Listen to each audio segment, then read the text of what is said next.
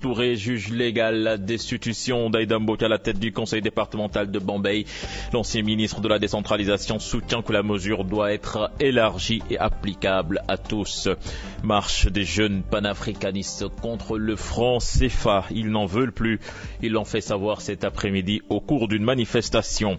Le coup de gueule des enseignants du privé laïque. Ils n'en peuvent plus de leurs conditions de travail. Licenciement abusif, salaire indécent. Ces éducateurs veulent faire valoir leurs droits. La journée internationale du livre célébrée au Sénégal. Les écrivains du pays étaient à l'honneur au lycée John Fitzgerald Kennedy à travers une exposition. Et puis c'est parti pour le tour cycliste du Sénégal. La première étape a vécu ce samedi. Nous serons en ligne avec notre reporter Pape Faraning qui suit le peloton. Voilà le sommaire de ce 20h. Dans quelques instants, le développement.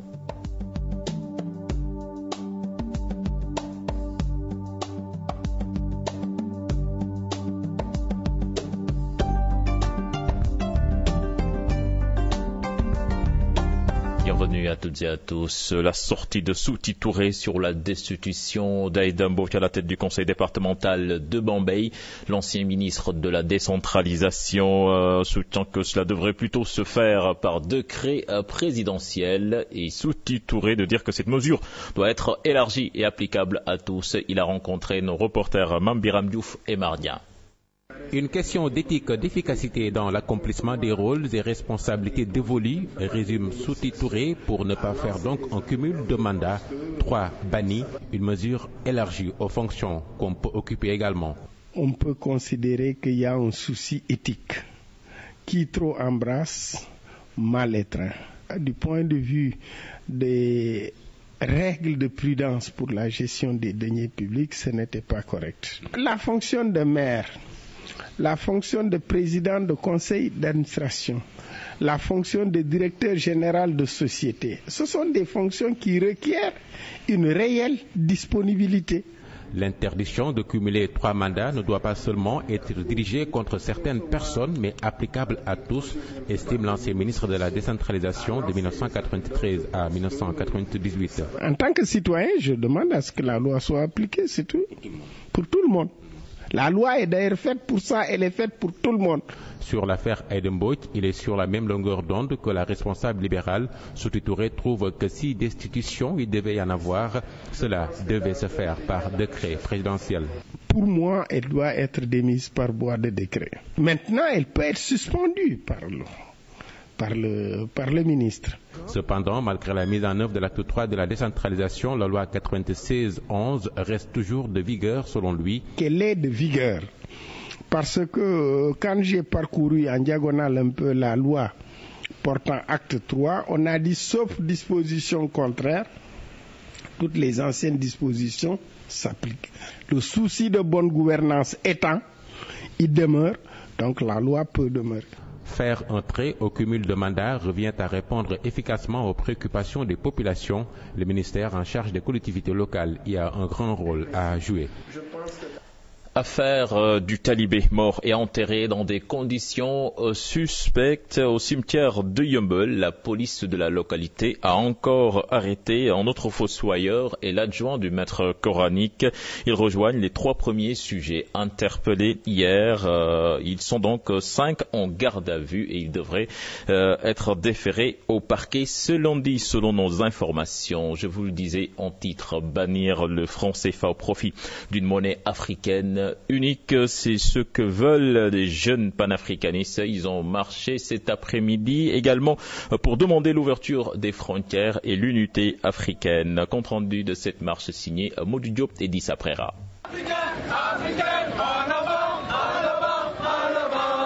Ils étaient peu nombreux mais très déterminés. Les jeunes panafricanistes ne veulent plus du franc CFA. Cette monnaie coloniale étouffe nos économies. Elle doit être bannie. C'est le néocolonialisme qui continue à travers le franc CFA. Tout le monde connaît la définition du franc CFA. Ce n'est rien d'autre que franc pour les colonies d'Afrique francophone. Donc c'est une forme de colonisation qui continue. Il faut une confirmation de l'indépendance de nos jours à travers la création d'une monnaie unique qui peut être garantie par les États africains même. On n'a plus besoin de l'Occident pour garantir nos monnaies, plus besoin. Avoir une monnaie unique pour toute l'Afrique, ces jeunes venus du Nigeria, de la Gambie, du Mali, des Comores, entre autres, veulent également concrétiser le rêve des pères de l'indépendance. Je suis pour une monnaie unique. Pourquoi? Parce qu'il y a 3 banques centrales et je crois qu'il y a une banque qui se trouve dans mon pays. Et je peux dire que le franc CFA n'est d'aucune utilité pour le bien-être de mon pays et de l'unité africaine. Cette marche, un premier jalon vers une grande campagne de sensibilisation des masses au Sénégal, mais aussi dans les autres pays d'Afrique.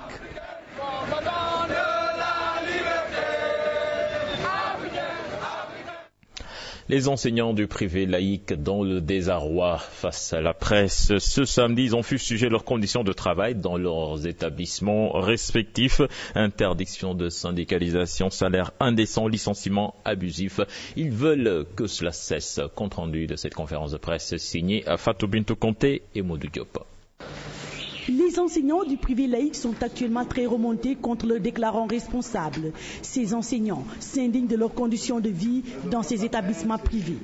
Ces travailleurs sont employés par des déclarants responsables depuis plus de 10, 15, voire 20 ans et font le même travail que leurs collègues de l'école publique et du privé catholique, mais ne bénéficient pas d'indemnités de logement, de protection sociale, encore moins de conditions de travail décentes.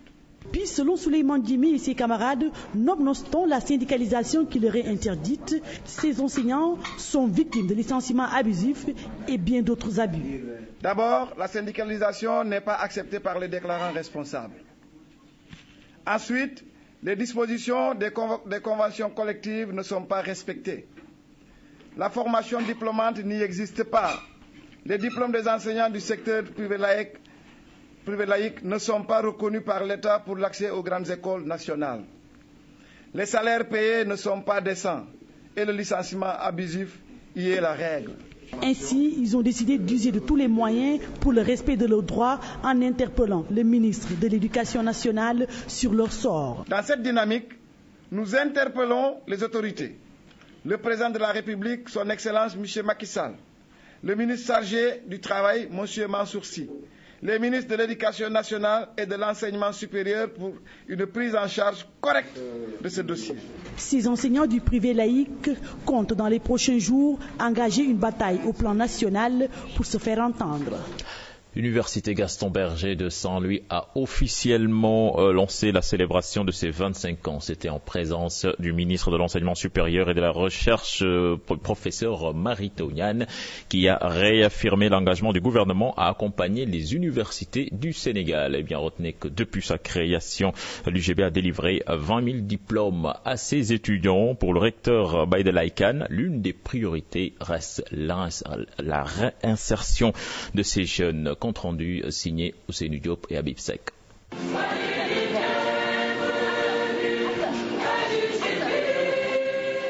C'est parti pour la célébration des 25 ans de l'Université Gaston Berger de Saint-Louis. À la cérémonie d'ouverture, les anciens ont rappelé les moments difficiles qu'ils ont vécus au temple du savoir pour hisser l'UGB au premier rang. Certains d'entre nous avons passé nos premières nuits sur des cartons parce qu'il n'y avait pas de lit.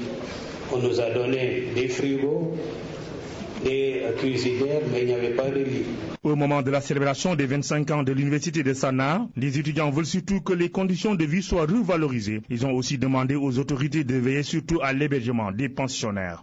Donc nous demanderons également à nos autorités, nous demanderons à ceux qui ont à charge de l'orientation de nos politiques de veiller à ce que ce capital humain-là soit dans les conditions maximum de réussite. Créée par la loi numéro 9003 du 2 janvier 1990, l'université a ouvert ses portes au mois de décembre de la même année. Depuis ce jour, elle a délivré 20 000 diplômes à ses étudiants. Pour le recteur Baïd Laikan, l'insertion des jeunes diplômés devient une priorité. Ce que nous voulons, c'est que nos étudiants nos diplômés non seulement puissent trouver de l'emploi, mais puissent créer des entreprises. On va partir des micro-entreprises, petites entreprises, moyennes entreprises, qui sait, demain en faire de grands industriels dans l'intérieur de notre pays, parce que l'émergence passe nécessairement par cela. Venu présider cette rencontre, le professeur Marito Niane a salué les efforts du gouvernement.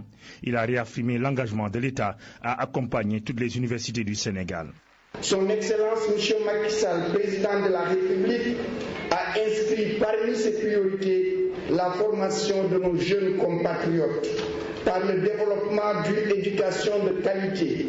C'est parti donc pour 3 jours de fête, mais les autorités ont voulu qu'elles soient plutôt des échanges entre étudiants et experts pour l'intérêt de la communauté.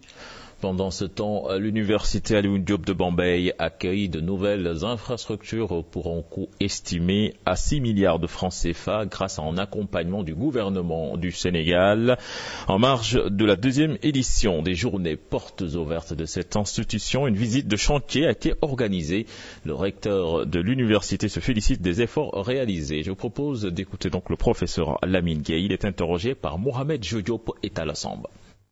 L'université Alioune Diop de Bombay est en train de se doter d'une maison de l'université qui va permettre aux enseignants et aux vacataires d'être logés dans Bombay. Et cela est extrêmement important parce que nous tenons à avoir le personnel ici à Bombay. Cela augmente l'efficacité de l'université.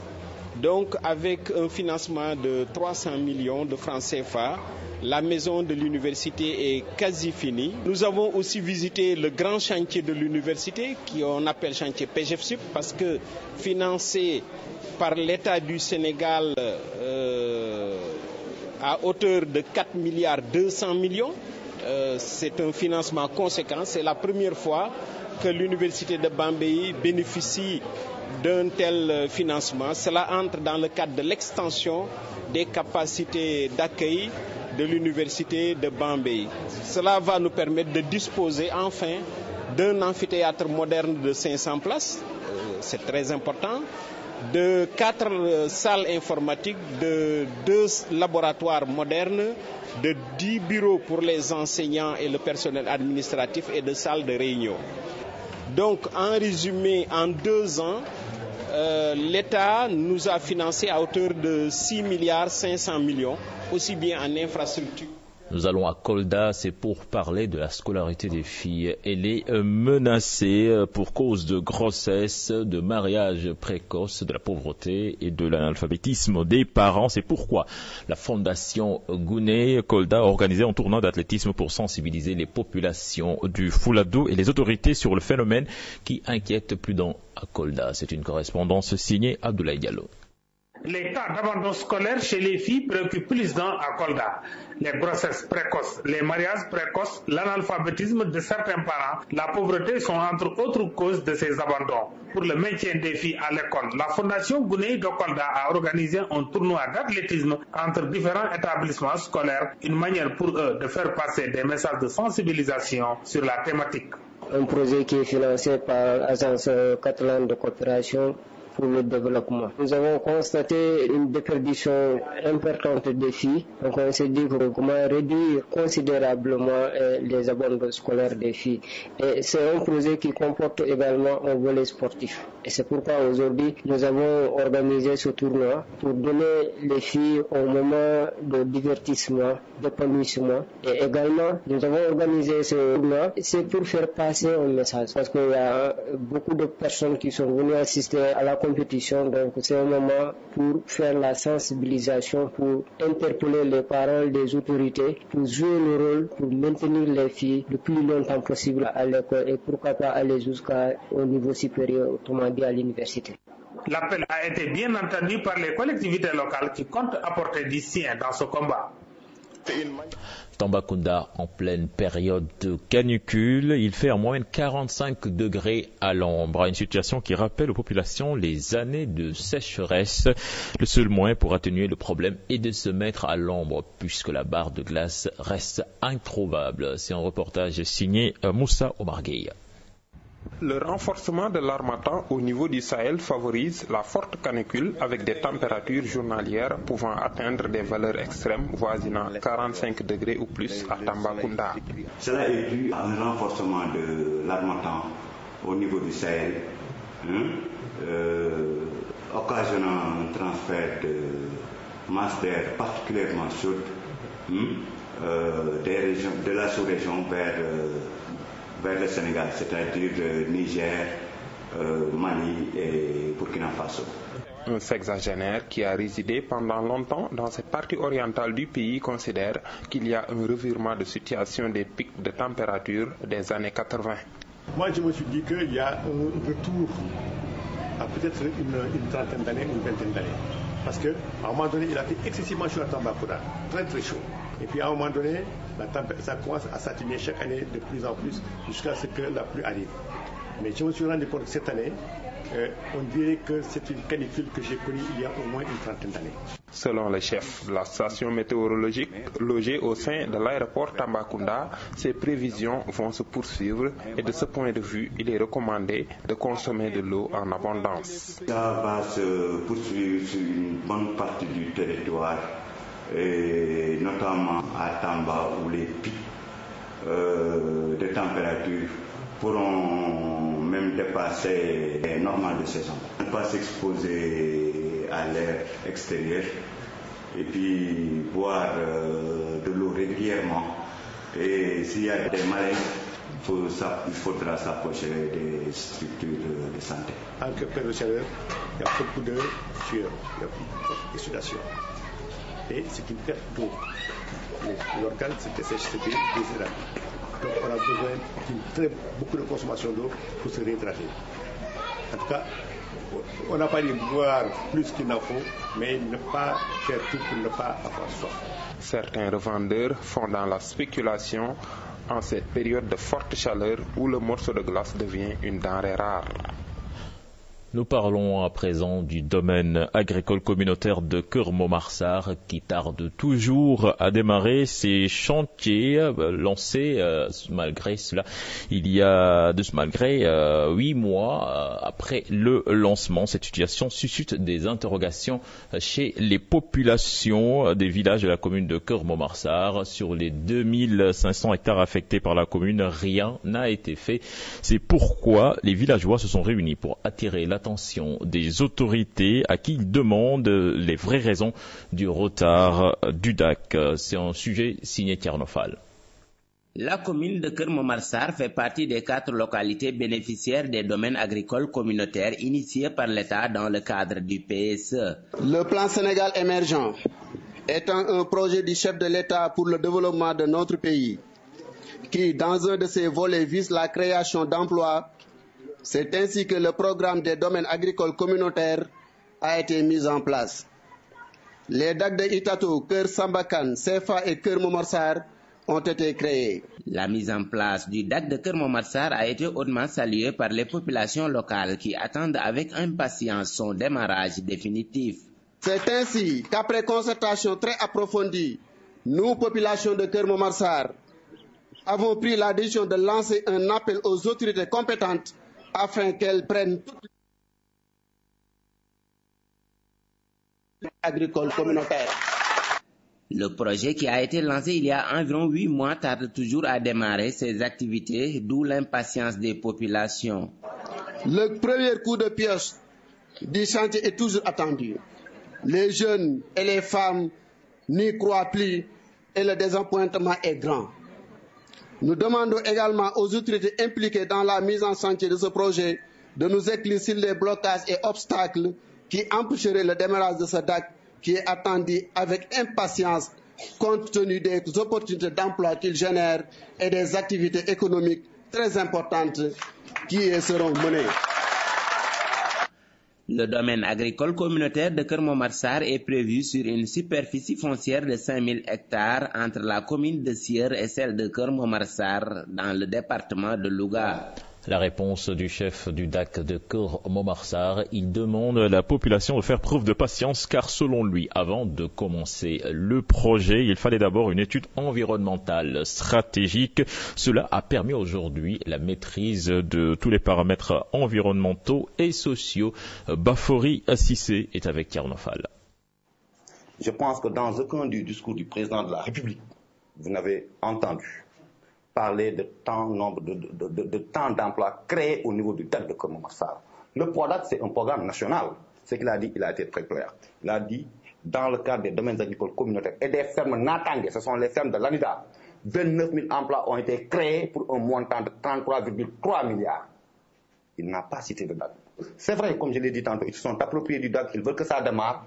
Je leur demande tout simplement de prendre leur marque en patience tout en sachant que bientôt, évidemment, nous allons démarrer. Et que je pense que pour un programme aussi sérieux que le PRODAC qui doit investir autant de milliards de l'État du Sénégal, il nous faudra d'abord faire des études préalables pour au moins justifier les choix technologiques qui seront opérés sur cet écosystème-là.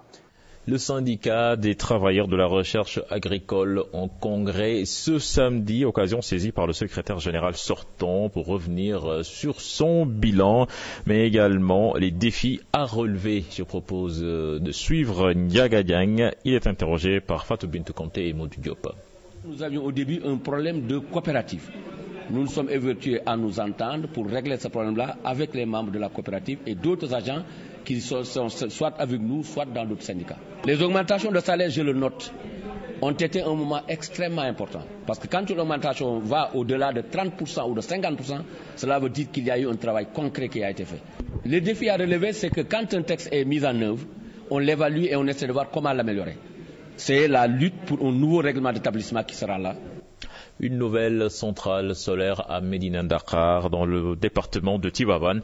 Les travaux vont bientôt démarrer. Le chef de l'État mise sur le mix énergétique pour combler le gap. Médina Dakar a été choisi pour l'érection de la deuxième centrale solaire. Une fierté pour les autorités locales. Charanta Diop et Seyla Tire.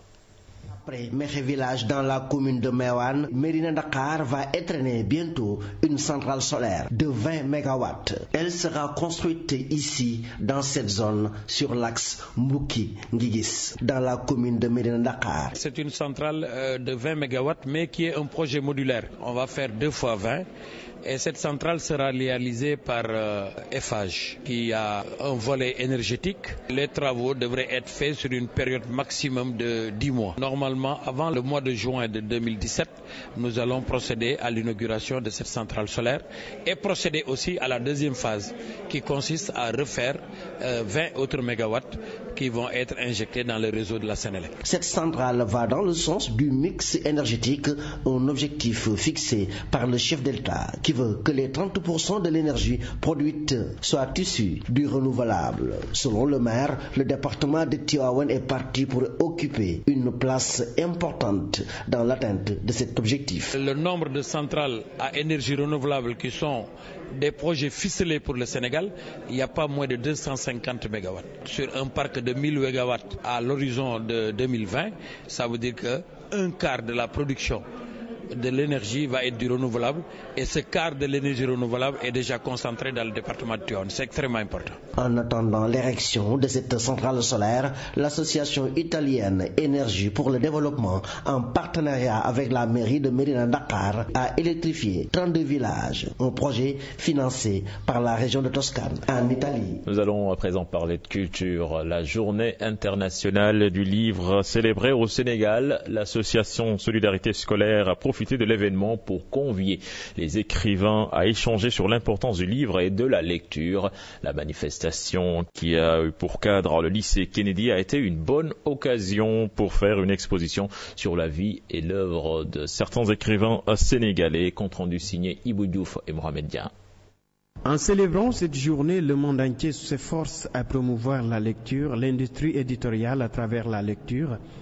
Au Sénégal, l'association Solidarité scolaire a marqué l'événement à travers un panel. Aujourd'hui, ce qu'on peut retenir, c'est qu'on a organisé cette conférence en panel. Aujourd'hui, c'est la journée mondiale du livre, de la lecture et du droit d'auteur. Donc, puisque nous savons que la lecture, elle est très importante pour le succès d'un peuple, pour une société, bon, nous, notre objectif, c'est de participer à la vie active dans la société. Nous avons envie que ça soit au milieu des étudiants comme au milieu des jeunes élèves, comme nous sommes ici. Donc c'est avec beaucoup de plaisir que nous accueillons cette activité qui nous offre encore une fois l'opportunité de poser un problème et d'essayer de résoudre ce problème-là avec nos élèves, intéresser nos élèves à la lecture.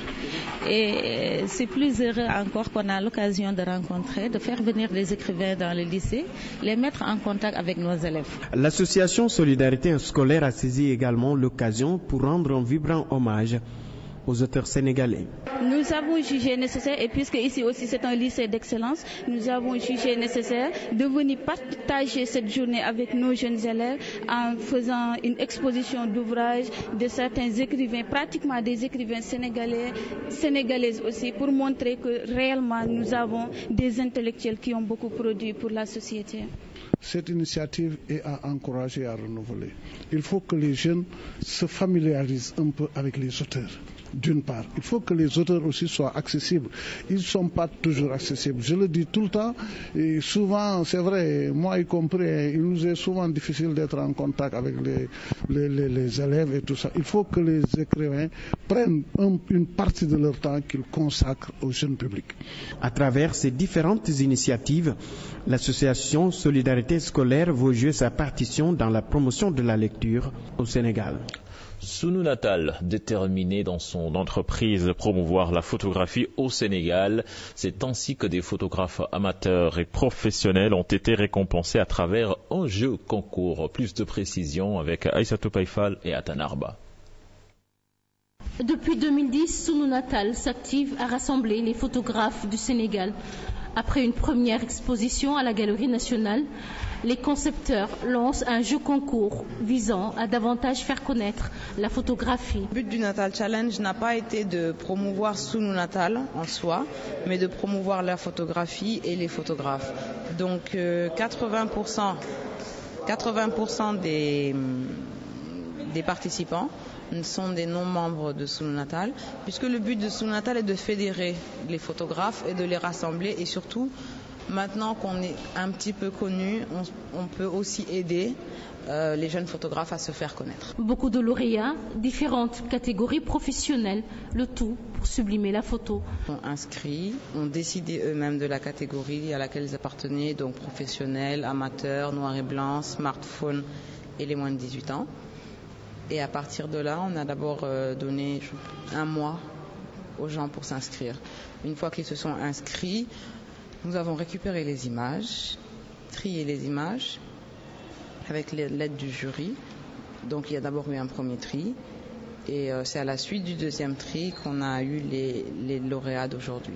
Le secteur de la photographie a de l'avenir, souligne la présidente de Sounou Natal.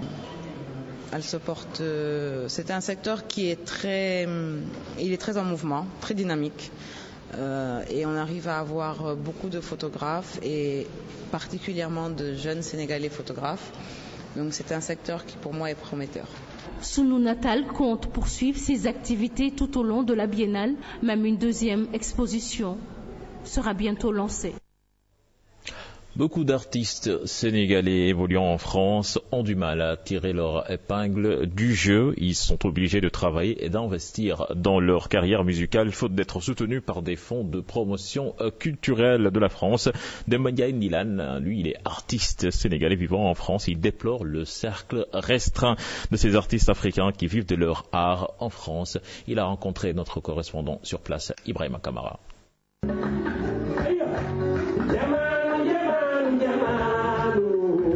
Demba Ndiaye Ndilane fait partie de ces nombreux artistes musiciens sénégalais qui vivent en France. Il assure les animations durant les rencontres sénégalaises, une manière de combler la nostalgie du pays. Originaire de Bao, au fin fond du Sénégal, dans la région du fleuve, Demba Ndiaye Ndilane se souvient encore des Dinguiral. J'ai commencé à chanter dans les Dinguiral, notamment au Fouta, à Dakar surtout. Moi je suis de la région de Matam, vous savez à l'époque la région de Matam était pauvre en communication. Il n'y avait pas assez de radio, il n'y avait qu'une seule radio, il n'y avait pas de journaux qui accédaient dans la localité. Donc nous nous sommes dit pourquoi pas être messagers en quelque sorte de cette population qui souffre tant. Dans un pays où la culture est soutenue dans toutes ses facettes, Demanya Ndilan avoue que tel n'est pas le cas pour celle africaine. La musique, c'est pas toute la musique qui est soutenue en France, dirais-je, parce que la musique traditionnelle africaine n'est pas trop cotée par rapport à ça. Moi, j'ai l'impression qu'il y a un cercle vicieux par rapport à la production musicale africaine, comme on dit. Et quand vous n'avez pas les possibilités d'y accéder, c'est pas ça, c'est pas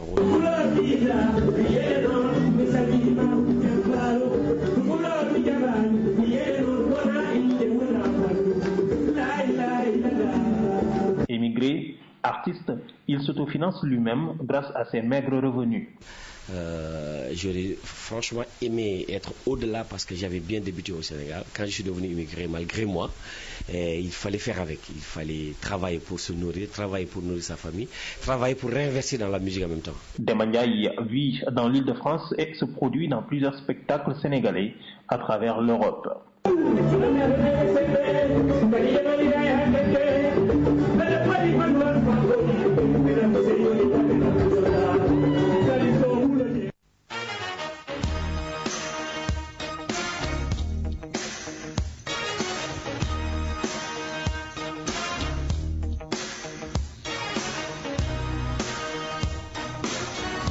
Je vous le disais dans les titres, c'est parti pour le Tour du Sénégal de cyclisme. La première étape a vécu ce samedi. Justement, nous avons en ligne notre reporter Pape Farani qui suit le peloton. Pape Farah, bonsoir. Bonsoir, Frère Yann. Alors, Pape Farah, qu'est-ce que vous pouvez nous dire aujourd'hui en sénégalais? Est-il déjà maillot jaune? Non, pas du tout, mais il a fallu de peu pour Bécaye Traoré de remporter cette étape comme l'année dernière. Mais c'est Mansouri Abderrahman, un Algérien, qui a remporté donc cette première étape, suivi de Bécaye Traoré et de Ben Youssefa Abdallah, on peut dire 115 coureurs au départ pour 10 équipes, donc 2 équipes sénégalaises. Pour cette étape, on peut dire que cette étape était aussi importante, 80 km, mais demain ça sera beaucoup plus dur, plus de 120 km, Tivaouane, donc Saint-Louis. Une étape importante mais très rude, disputée donc jusqu'à la dernière ligne droite, porté par Mansouri Abderrahman. Mais on peut dire aussi que Bécaye Traoré n'a pas dit son dernier mot. Pour lui, il va tout tenter pour gagner cette année le Tour 2016 du Sénégal. Selon aussi Michel Thiobo, donc président de la Fédération sénégalaise de cyclisme, cette année on aura donc une rivalité entre Algériens et Sénégalais. Donc je vous disais cette étape, mais demain on aura l'étape Tivaouane-Saint-Louis. Mais pour vous dire que les Marocains n'ont pas aussi dit le dernier mot. Vous savez, ils ont fait 10 étapes donc autour de Maroc. Ils ont huilé leur guidon. Pour l'instant, Sénégal-Algérie, en attendant demain, Cheikh Tidiane. Merci Pape Farani et du courage. La ligne de Saint-Louis se porte bien depuis l'avènement du franco-algérien à la tête de l'équipe nationale avec Djalil Barloul. Désormais, tout est possible dans le bon sens du terme. Avant d'en découdre ce dimanche contre le Casa Sport, la confiance règne chez les Sambalingers. En reportage signé Ousseynou Diop et Habib Sek. Djilali Barloul, le franco-algérien, est le coach de la Ligue de Saint-Louis depuis le mois de février dernier. Barloul Djilali, à 34 ans, donc entraîneur avec un diplôme à UEFA, originaire de la ville de Marseille. Il remplace à ce poste Ibrahim Diop. Depuis qu'il dirige l'équipe Fagnon de Saint-Louis, son bilan est positif. 7 matchs, 6 en championnat sans défaite et 1 perdu en Coupe du Sénégal. L'équipe qui était dans la zone dangereuse est aujourd'hui 5e du classement. Les objectifs de l'entraîneur restent les mêmes. Sa stratégie est payante même aux heures d'entraînement. Tout est respecté à la lettre. 8h45 minutes, l'équipe était déjà en place. Le seul objectif c'est le maintien, donc j'ai dit au départ, quand je suis arrivé ici, c'est pas maintenant que je vais le changer, c'est pas parce que tout va bien maintenant qu'on va parler d'autre chose, non, l'objectif c'est le maintien, il faut, voilà, de toute façon je pense que le club aujourd'hui, pour le bien du club, voilà, mieux que le maintien, je pense que c'est le maintien. Djilali Barloul apprécie bien le niveau de jeu des Sénégalais, son seul regret reste le fait que les clubs ne jouent pas les premiers rôles au niveau africain. Très bon football, bon, qu'on connaissait déjà, hein. Il est connu. Bon, c'est vrai, ce qui est malheureux, c'est que les clubs sénégalais continent africain ne pèse pas trop. Mais bon, le championnat, c'est un très bon championnat. Voilà, comme je dis, physique, technique, donc voilà. Même si les objectifs du coach restent les mêmes, le maintien pour la saison 2015-2016, les dirigeants de l'équipe Fagnon de la ville de Saint-Louis lancent depuis une semaine l'opération Tout est possible. Mais depuis qu'on a vu l'équipe jouer, évoluer, et à 4 points du leader, nous nous sommes dit, en tout cas j'ai décrété moi depuis une semaine, j'ai lancé l'opération Tout est possible. Donc l'opération Tout est possible, c'est quoi? Il est possible de se maintenir, mais également il est possible de prendre le championnat. Barloul est aujourd'hui le nouveau messie des supporters de la Linguère de Saint-Louis. Il a reçu tout de même 2 cartons rouges depuis qu'il est nommé entraîneur à la Linguère de Saint-Louis. Seyni Diop, merci. C'était le dernier élément de ce journal. Excellente suite de programme en compagnie de la Télé Futurs Médias. Au revoir.